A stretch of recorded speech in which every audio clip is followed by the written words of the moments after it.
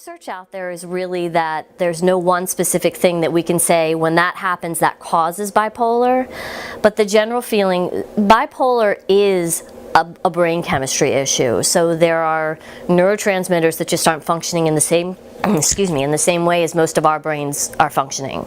So we can look at brain imaging and say something's wrong and something's off.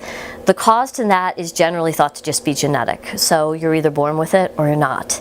And you're much more likely to have bipolar if you have family members who did. So usually they say it's about 25% more likely each family member that has it, mom, dad. If you have an identical twin who has it, you're almost guaranteed to have it. But what you have is the potential for it in your genetics. Just like if you're born into a very fair-skinned family, you have much more potential to be sunburned, kind of like that. But there are no other things, and there are no other actual causes that we know of. It's really mostly just genetic predisposition based on your brain chemistry.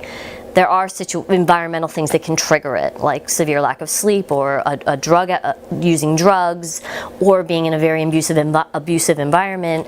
So those kinds of things can trigger the episodes, but they generally aren't thought to cause it unless you have some sort of traumatic brain injury.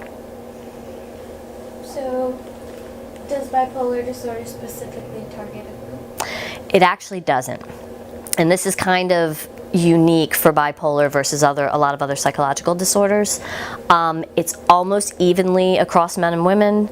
It's almost evenly across different socioeconomics, so different financially. It's not among the wealthy more than it is among the poor or the middle class. It's even among race. So it's almost even across the board.